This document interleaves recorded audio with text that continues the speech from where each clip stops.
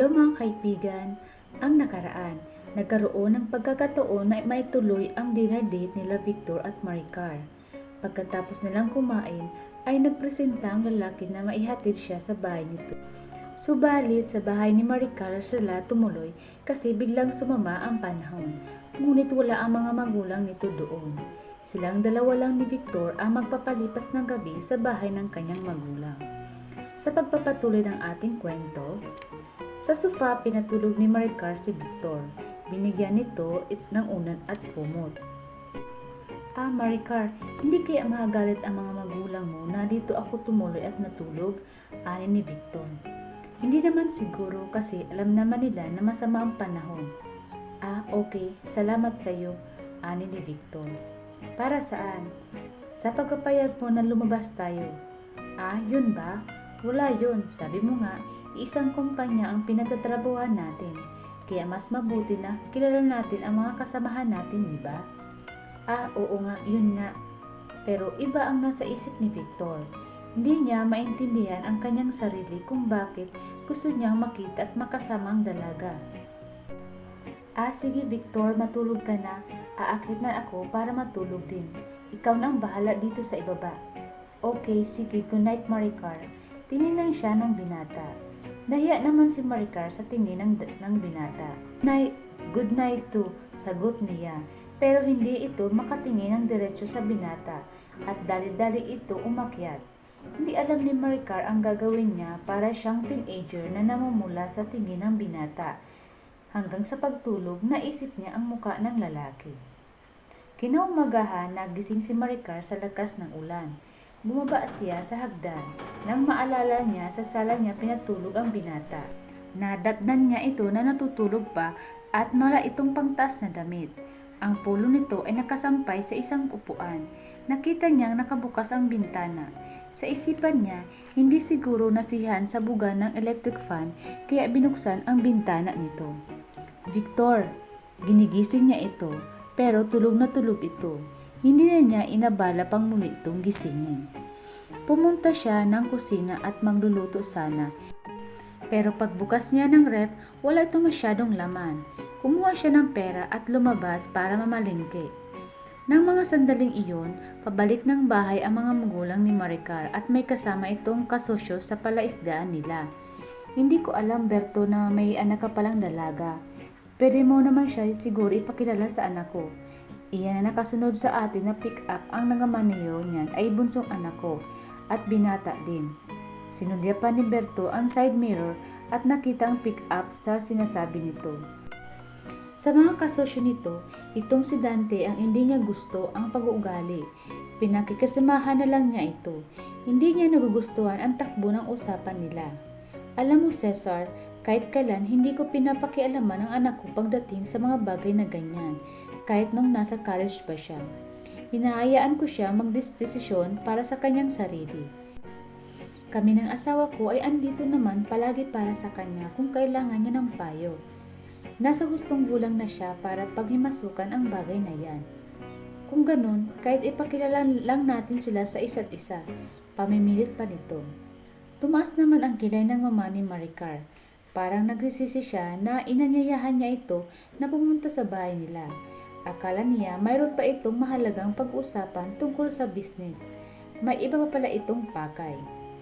Mariel, siguro busy na si Maricar sa ganitong oras. Pang-iiba ni Berto ng usapan. Tinignan naman siya nito at nakuha ang gusto niyang mensahe dito. Ayaw kasi nito malaman ni Cesar na nakabukod ang kanilang anak sa kanila. Paliko na ang sasakyan nito at ilang bahay na lang ang dadaanan para makarating sila sa bahay nila. Pasakay na ng tricycle si Maricar nang bigla siyang kinabahan, pero hindi niya yung pinansin. Inaayos niya ang pinamili sa tricycle sa sinakyan niya at sinabihan niya ito na magmadali. Naisa-isip niya na nag-iisa si Victor sa bahay at baka madatna ng mga magulang niya ito doon, kasi sa mga oras na yun, maaring pabalik na ito sa bahay nila. Sa bahay nila Maricar, paikot-ikot si Victor sa loob ng bahay. Naalimpungatan siya dahil sa kakaibang pakiramdam niya. Naisip niya na nasa ibang bahay pala siya. Nasa bahay pala siya ng mga magulang ni Maricar. Hinanap niya ang dalaga sa ibaba, sa kusina, sa komedor, sa laundry area. Sa bawat pagbukas niya ng pinto, tinatawag niya ang pangalan ni Maricar, ngunit walang sumasagot. Tumingala siya sa itaas. Alam niya, andon ang kwarto ng dalaga. Umakyat siya at tinawag pa din nito ang dalaga. Habang bumubukas siya ng pinto, palakas ng palakas ang kanyang boses sa pagtawag dito. Nabuksan niya ang banyo at nasamyot niya ang mabagong sabon at shampoo na ginamit ng dalaga. At nakita niyang basa pa ang flooring. Ibig sabihin, kagabit lang ng dalaga ng banyo. Tumungo siya sa isang kwarto. Nasa isip niya ang kwarto yun ng dalaga. Nasa isip niya kung kakatapos pa lang nito maligo, nagibihis na ito sa kwarto. Umatok siya at tinawag ang dalaga. Pero wala pa ding sagot siyang narinig. Huminga siya ng malalim bago binuksan ang pinto. Maricar? Mas malaking dihamak ang kwarto ni Maricar. Maganda sa paningin ang off-white na wallpaper na may disenyong pinong bulaklak na baby pink. Very feminine ang kabuuan ng silid. Naupo siya sa gilid ng kama at nakita niya ang picture frame at tinignan niya ito. Graduation portrait iyon ni Maricar kasama ang kanyang magulang. Napangiti siya sa nakitang larawan. Samantala, itinabi na ni Berto ang sasakyan sa gilid kasi isa lang na kotse ang kasya sa garahe nila. Nagbukas ata ng bintana ang anak mo. Takang tanong ng mama ni Maricar sa asawa nito. Hindi kasi gawain ni Maricar na magbukas ng bintana. Blinds lang ang ini-adjust nito para makapasok ang liwanag ng araw. Dahil sa kagandang asal, inaniyahan ni Berto si Cesar at ang anak nito na pumasok sa bahay. Nakasara ang main door kaya sa likod sila pumasok. Samantalang sa itaas, sa kwarto ni Maricar, nakarinig si Victor na may dumating na tao. Ibinalik na niya ang hawak na picture frame sa mesa at muli pinasadahan ng tingin ang kabuuan ng kwarto ng dalaga. Palabas ng kwarto si Victor, eksakto ng pagpasok ng pintuan si Berto at ang kasamahan nito, at yun din ang pagsara ng pinto ni Victor sa kwarto ni Maricar. Berto! Napaawang ang labi na ina ni Maricar na parang maumusan ng hininga dahil sa nakita nito. Sinundan naman ang tingin ni Berto ang asawa kung saan ito nakatingin. Si Victor ay pababa na ng hagdan, hubad baro pa rin ito kasi hindi nito naisipan na isuot agad ang damit niya at gulong-gulo pa ang buhok nito, halatang kagising pa lang. Samantalang sa labas ng bahay, dali-daling bumaba ng tricycle si Maricar at pagkabayad niya halos patakbo niyang tinungo ang bahay nila. Si Maricar, bakit? Bakit may lalaki dito? Sinong? Sambit ng mama ni Maricar na habang nakahawak sa braso ng asawa nito na parang nanlulumo. Nakatayo pa rin sa pinto ang mag-amang Cesar at Randy. Nilampasan ni Maricar ang dalawang lalaki na nasa pintuan. Ang concern niya ang kanyang ina na inalalaya ng kanyang ama na pinapaupo sa sofa. Papa, Mama, tawag ni Maricar sa magulang na nagulat din sa nadatnan niya at hindi alam kung anong iisipin at mararamdaman. Pabihisin mo yung lalaki na yan, Maricar, at saka tayo mag-usap. Matigas na utos ng ama niya. Pa, I think we better go. Narinig niya sambit ng isang binata na nilampasan lang niya sa pinto. Hindi niya ito kilala pero ang matanda kilala niya. Nakikita niya ito sa palaisdaan. Berto, mukhang nasubran mo ata ng tiwalang anak mo na nang-iinsultong pahayag ni Cesar. Papa, saway naman ni Randy sa ama. Let's go. Tito, aalis na kami. Madilim ang mukhang tiningnan lang ni Berto ang pagpaalam ni Randy. Sa isip ni Berto, tapos na ang kung anumang transaksyon ng mag-ama sa kanila. Malisyoso ang ngiting iniwan ni Cesar kay Maricar. Bigla namang tumakbo si Maricar at ang kinuha ang polo ni Victor. Medyo basa pa ito at umakyat siya para kumuha ng oversized t-shirt para ipasuot ito sa binata. Naroon ang kaba at takot sa tuwing nakikita niya ang madilim at galit na muka ng kanyang ama. Bumalik sa normal ang presyon ng mama ni Maricar, makaraan ng ilang sandali. I'm sorry Victor, nalagay ka sa ganitong sitwasyon, habang binibigyan nito ang t-shirt sa lalaki. Ginagap ng binata ang kamay ng dalaga. Maricar, don't worry, Ako ang magkapaliwanag sa papa mo. Punong-puno ang assurance ang tinig nito. Parang mahimatay si Maricar sa kanyang nararamdaman. Nasa hapagkainan na sila. Pinaghanda pa sila ng almusal ng kanyang ama. Habang kumakain, panaka-naka nagtatanong ang ama nito sa binata. Normal naman ang usapan. Sa isipan ni Maricar, preliminary interview. Sa isipan niya, para silang bibitayin, pinakakain muna bago bitayin. Nang susubo ng pagkain si Maricar, bigla itong nabitin nang magsalita ang kanyang papa. Kailan ninyong balak magpakasal? Tanong agad ng kanyang papa nang matapos itong kumain. Alam ni Maricar na hindi nagbibiro ang kanyang papa. Tumingin siya sa kanyang mama na nagpapasaklolo na magsalita din ito. Pero nag-iwas ng tingin ang mama niya. Kung kailan po ninyo gustong itakda ang kasal? Bigla siyang napatitig sa binata. Diretso ito nakatingin sa kanyang papa. Gusto niya ito tutulan dahil bigla-bigla itong magdesisyon. Kasal ang pinag-usapan nila, hindi kung anong bagay lang. Sandali! Malakas ang pagkasabi ni Maricar, pero di niya alam kung kanino niya iyon ipatutungkol. Good answer, Victor. Hindi siya pinansin ng ama na magsalita siya. Wala na ho akong mga magulang. Mag-isa na lang po ako at nasa hustong gulang na. Siguro po pwede na kahit ako na lang ang makipag-usap sa inyo tungkol sa kasalang ito. Sa isipan ni Maricar, kasalan?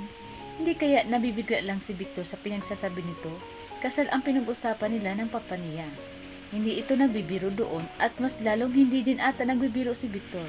Seryoso ang muka nito. Papa, pwede bang kami muna ni Victor ang mag-usap tungkol dito? Sinulyapan niya si Victor, saka tinignan niya ang papa niya. Tila kinakabahan si Maricar sa mangyayari sa usapan. No need, Iha. Siya na mismo nagsabi, diba? Narinig mo naman, diba? Siya na mismo ang nagdesisyon sa bagay na ito. Nagdamdam si Maricar sa naging tugon ng ama niya. Kasal niya ang pinag-uusapan, pero parang hindi siya kasali sa usapan. Wala man lang nagtanong sa kanya. At si Victor, alam na alam niya na pikot ang nangyayari sa kanya, pero parang tuwang-tuwa pa ang bruho sa isipan ni Maricar. Mr. Santos, ani ni Victor. Papa, pagtatama ni Berto. Papa na ang itawag mo sa akin at mama na din sa mama ni Maricar. Mumiti ang kanyang papa dito. Nagtataka at naguguluhan si Maricar sa nangyayari. Kanina, parang shotgun na lang ang kulang sa eksena. Pero ngayon ay tuwang-tuwa na ang kanyang papa kay Victor at parang anak na ang trato nito. At siya pa ang lumalabas na outsider dito. As I was saying, Papa, liningon siya ng binata. Ang nasa isip ko kung payag ko kayo na kahit sa civil wedding na muna ang kasal namin para mas mahaba ang panahon sa paghahanda sa church wedding. Okay ba sa iyo, Maricar, ang ganon? Tanong sa kanya ng papa niya. Sa isipan ng dalaga, kasali pala siya sa usapan. Akala niya, tagakinig lang sila ng mama nito. Bago pa nakasagot si Maricar, ang papa nito ang sumagot. Pareho pala tayo ng iniisip, Victor. Nagkasundo ang dalawang lalaki.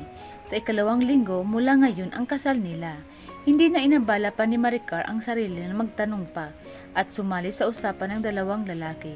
Kahit pa nga kasal niya ang pinag-usapan. Masamang-masama ang loob niya sa kanyang papa. Nasa biranda ito. At ngayon, nasa kusina sila ng kanyang mama. Yumakap siya sa kanyang mama. Hindi ko alam ang sasabihin sa iyo, anak. Ngayon lang ginawa ito ng papa mo sa iyo na maghimasok sa pagdedesisyon tungkol sa buhay mo. At wala akong magagawa doon. Ang papa mo ang nagpasya. Mama, hindi pa po ako handa magpakasal. Hindi ko pa nga sinasagot si Victor at kakakilala pa lang namin. Niyakap naman siya ng ina at hinaplos-haplos ang buhok niya na parang batang ipinapatahan ito. Gusto mo ba siya, Maricar? Tanong ng mama niya. Bakit siya natulog dito? At talaga bang walang nangyari sa inyo? Nabigla kami nang datan namin siya rito at nakakahiya sa mag-amang Cesar at Randy dahil sa nakita nila. Ikinunta naman ni Maricar ang lahat sa mama niya. Naniniwala naman ako sa iyo, pero hindi ko alam kung paniniwalaan yun ng papa mo. Ulitin ko ang tanong sa iyo.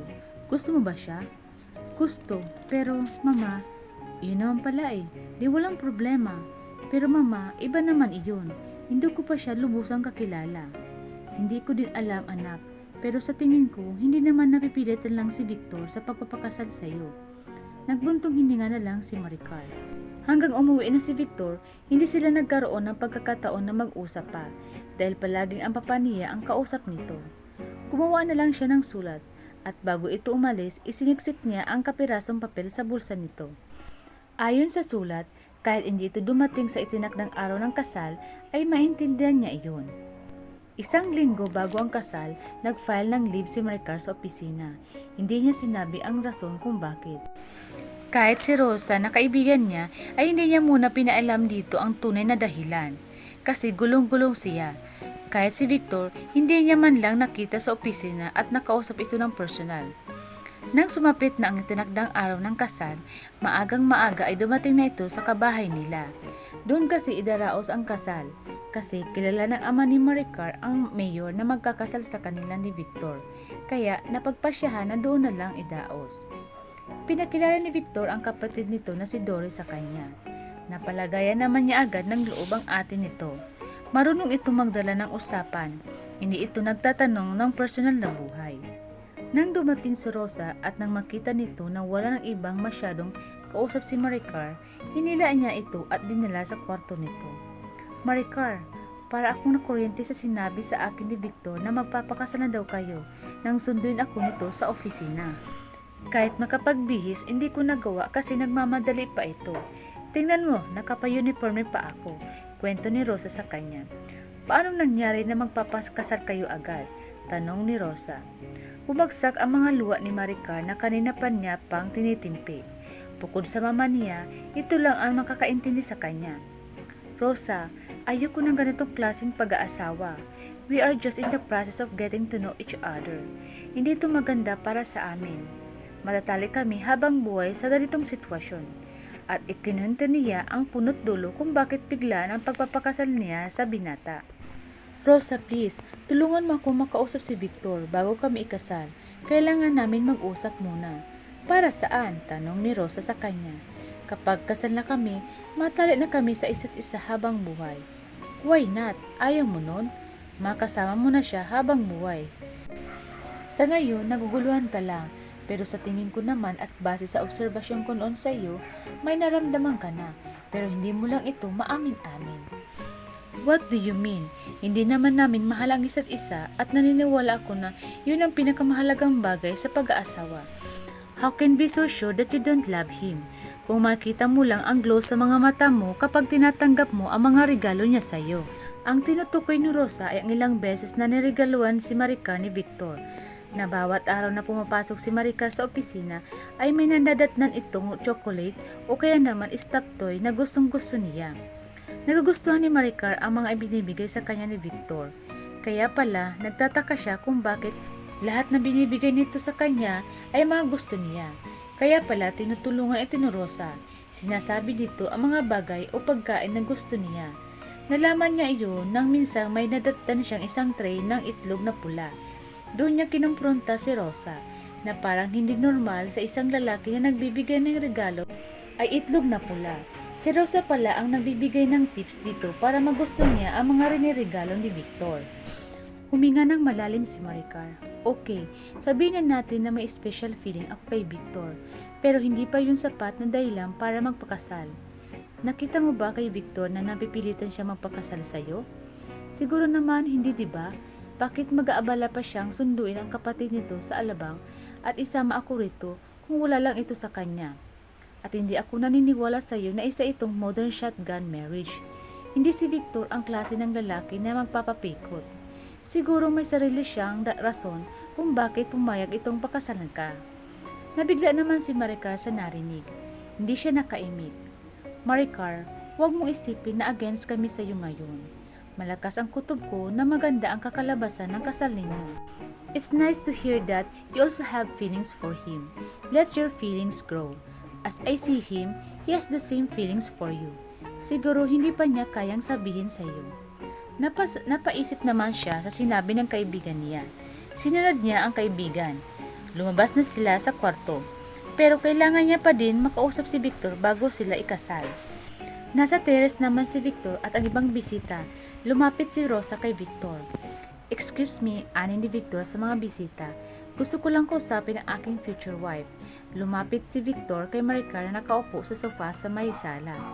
Nagpasintabi si Maricar sa mga naroon. Nagkaroon na siya ng pagkakataon na makausap ang binata. Tumayo na si Maricar para kausapin si Victor. Nakasalubong nila ang papa ni Maricar. Isinalikop ni Victor ang isang bisig sa baywang niya. Nasa isip ni Maricar, baka palabas lamang ito ng lalaki, pero nag-aasa siya na sana totoo yun. Nang nasa malayo na sila sa mga bisita, nagkaroon sila ng pagkakataon na mag-usap. Bakit ka dumating? Usig agad ni Maricar kay Victor. Huwag mo akong tanungin na ganyan na para bang kahit ako na lang kauli-huliang lalaki sa mundo ay hindi mo maatim na pakasalan. Napatingin si Maricar kay Victor, nakita niya na parang may galit ito sa mga mata sa pagkasasabi niyon. Victor, nalilito ako at ang bilis-bilis ng pangyayari ngayon. Hindi ko alam kung ano ang maramdaman ko kung mahihiya ba ako o magagalit sa iyo sa pakikisakay mo sa gusto ng papa ko. Nasisira ang magandang sinimulan nating samahan. Baka sa mukha ni Maricar ang pagkalito at walang magawa sa nangyayari. Iyon ang gagamitin nating pagsisimula, Maricar, ang magandang pinagsamahan natin. Pinaharap siya nito at hinawakan sa balikat. Bahagyang yumuko ito at inilapat ang muka sa dalaga. Tingnan mo ko, Maricar. Naamoy niya ang mabangong hininga nito dahil sobrang lapit ng muka nila sa isa't isa. Your father might have manipulated the situation, but no one, walang sino man ang makakautos sa akin na pakasalan ka kung hindi ko talaga gusto. Talagang gusto kitang pakasalan, Maricar. Na-absorb niya ang sinabi ng binata. Nadaman niya ang sinseridad nito sa sinasabi. Hindi ka napipilitan lang? Tanong niya dito. Para matiyak niya na seryoso ito sa sinasabi. No, tumawa ito ng bahagya at saka kinabig siya palapit sa dibdib nito para yakapin. Halos matapos ang seremonya ng kasal, walang maintindihan si Maricar. Nanginginig siya at nalalamig ang mga palad niya sa kaba. Pero nakatulong ang init ng palad ni Victor nang hawakan nito ang isa niyang kamay. Tinanong sila ng mayor kung may singsing sila at ang sumagot ay ang kanyang papa. Hindi bale, magpapakasal din naman kayo sa simbahan. Mas importante naman ang papel na ito. Ang mga witness sa kasal nila ay ang kapatid ng mama ni Maricar at si Rosa. Napansin ni Victor na walang kibo si Maricar mula pa kanina. Kanina ka pa walang kibo, iniisip ko tuloy na ikaw ang napipilitan sa kasalang ito, anin ni Victor. Nasa biranda si Maricar at nang nilapitan siya ni Victor. I can't believe this, Victor. Parang gisap mata na nagbago ang aking apelyido. From Santos to Perez. Hindi niya naisip na nangyari iyon in the absence of wedding ring and the kiss the bride tradition. Sinulyapan niya ang kanyang relo. Mag-aalas 5 na ng hapon. Ilang oras na lang ngayon ay gabi na. Gagawin ba nila ang normal na ginagawa ng bagong kasal? Parang pinamulan siya sa isipan na iyon. Gagawin ko ang lahat para hindi mapagsisiyan ang pagiging Mrs. Victor Perez. Let's walk hand in hand together to make this marriage work. Pukaw nito sa naglalakbay niyang diwa. Dahan-dahang bumaba ang muka nito at marahang idinampi ang labi nito sa kanya. Parang may dumaloy na maliliit na boltahe ng kuryente sa kanya. Biglang natigilan si Maricar sa may tumikhim sa likod nila. Si Rosa pala.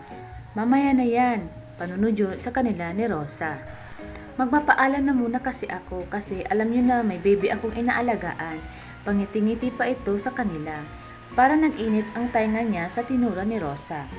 Niyakap siya muli ni Rosa bago ito umalis. Ako nang bahala sa leave of absence mo sakaling gusto mo pang i-extend. Kaya pala bigla-biglang pagbabakasyon mo noon. But anyway, tapos na yon. Maricar, do your best to make him love you more. Nagpaalam na din ang mga bisita pati ang kapatid ni Victor. Maricar, Victor, ibinigay ito ni Doris para sa inyo. Iniabot ni Berto ang envelope nang bumalik sila sa loob. Ibinigay sa kanya ni Victor ang envelope na nakangiti pa ito matapos itong mabasa ang nilalaman niyon. Gift certificate, an overnight stay for 2 sa isang 5-star hotel sa Taguig. Walang nakalagay na date kaya 1 taon ang valid niyon. Naramdaman ni Maricar ang pag-iinit ng mukha niya sa envelope na iyon. Nagkunwari na lang siya na nawala sa isip niya ang anumang konotasyon ng nasa loob ng envelope niyon. Inahayaan sila ng kanyang papa kasama ang mama niya sa sala pagkatapos makaalis ang bisita. May iniabot ito sa kanila. Namangha silang pareho nang makita ang tseke. 1,000,000 peso, pay to cash at dated. Para sa inyo talaga yan, regalo namin ng mama ninyo. Hindi nakakibo ang bagong kasal. Pwede ninyong gamitin panimula sa isang negosyo kung maisipan ninyo. Nagkatinginan ang dalawa. Ibinigay ni Maricar ang tseke kay Victor. Ibinigay niya rito ang pagkakataon na magdesisyon. Umuntong hininga muna ito bago nagsalita. Papa, napakalaking halaga po ito. Hindi po namin ito matatanggap. Matapat na nagsalita ang binata at magalang nito ibinalik ang tseke sa biyanang lalaki. Sumang-ayon naman si Maricar doon at nakita niya ngumiti ang kanyang mama, pero nakakunot noo ang kanyang papa. Inaayawan ninyo at tinatanggihan ang regalo namin sa inyo? Hindi naman po sa ganun, papa. Pareho naman po kami may trabaho ni Maricar at ako may sapat naman na naipon po. Kahit pahintuin ko ng pagtatrabaho si Maricar, kung gusto niya ay hindi mawawala ang luho na kinasanayan niya. Kaya ko po yun maibigay sa kanya. Humanga si Maricar sa itinura ng asawa niya. At sa kapapa, ang bahay at lupa na tinitiran ko ay sapat na ibinigay niyo sa amin. At si Victor ay may sarili ng ding bahay, dugtong pa ni Maricar. Ede, ilagay niyo na lang sa bangko kung sakaling mangailangan kayo, may makukuha kayo. Pamimilit pa din ang ama nito. Muli nagpalitan ng tingin ang bagong kasal. Papa, huwag niyo na pong ipilit iyan. Baka nakakalimutan niyo bigla ng kasal namin. Baka isipin ng asawa ko, binabayaran ninyo siya sa pagpapakasal sa akin. Kinuha ni Maricar ang tseke at inilagay sa kamay ng ama nito. Sukat sa narinig ni Victor, marahas nilingon niya si Maricar. Nagpagitna naman ang mama niya sa usapan. Berto, huwag natin ipilit ito sa mga bata. Akala natin maganda ang regalo natin sa kanila, pero parang napapasama patuloy. Alalahanin mo, may mga trabaho ang mga anak natin at may sariling sikap ang mga yan at matataas ang mga pride ng mga anak natin. I think so. O sige Mariel, pumunta ka ng palengke. Bilhan mo sila ng kaldero at plato para yun na ang regalo natin sa kanila. Biro pa nito para matapos ang usapan. Nasa kotse na sila at wala pa ng konkretong na pag-uusapan kung saan magpapalipas ng gabi. Victor, I think hindi na natin ito magagamit. Tinutukoy nito ang gift certificate na niregalo sa kanila ni Doris. I agree with you. Nasa Taguig ang hotel at alas 8 na ng gabi. Medyo malayo. Pakihatid na lang ako sa bahay ko, aniya ni Maricar. Hindi ganun, kababaw ang dahilan ang gusto niyang marinig dito. Tahimik na binuhay ni Victor ang kotse at madilim ang muka nito. Nasa isip ni Maricar, palagi bang may mali sa sinasabi ko? Now Mariel, speak up. Meron tayong hanggang umaga para mag-usap. Pagkapasok pa lang nito ng bahay, padabog itong naupo sa sofa. Natigilan naman si Maricar. Mag-away ba sila sa unang gabi nila bilang mag-asawa? Dito ka ba matutulog? Walang ano-ano, tanong niya rito. Mag-asawa na tayo Maricar. Kung ano ang sayo ay sa akin na din and vice versa. Tigilan natin ang pag-angkin ng mga bagay. Ano man ang akin ay atin na ngayon and vice versa. Let's help each other to make this marriage work. Kailangan natin gawin kung ano man ang ginagawa ng bagong mag-asawa. Sa huling sinabi nito ay halatang lumambot ang tono. Siya rin ay ayaw niyang mag-away sila sa unang gabi nila. Maricar, nagsimula naman tayong magkaibigan. Dagdag pa ni Victor. Kung ano man ang pagbabago sa ating buhay, paghahanda nating dalawa. We're going to live under one roof from now on. Your choice dito or doon sa Pilang Homes. Tinutukoy nito ang bahay nitong tinitirhan. Alam ko ang iniisip mo, and for your peace of mind, we will not share the same bed. Let's wait for the right time. Nahihiya ako sa iyo dahil sa kakitiran ng isip ko kung ano-ano ang mga lumalabas sa bibig ko. Hindi siya makatingin dito ng diretsyo. Naintindihan kita. Sige na, magpahinga ka na. Matulog ka na din. Alam ko nakakapagod sa iyo ang araw na ito. Hinagkan siya nito sa noo. Binigyan niya ito ng mga kapal na blanket para pangsapin sa carpeted floor. Pumanhik na siya. Umupo siya sa kama. Suot niya pa ang bestida na gamit niya kanina sa kasal. Tahimik na sa ibaba. Nasa isip niya baka natutulog na ang kanyang asawa. Umiga siya sa kama ng pahalang at ang kanyang mga paa ay nakasayad sa sahig. Bigla niyang naalala ang namagitan sa kanila ni Victor. Ang simpleng pagnantay ng labi nito sa kanya at hinaplos niya ang kanyang labi. Paulit-ulit niya ni-replay ang eksenang iyon habang nakapikit.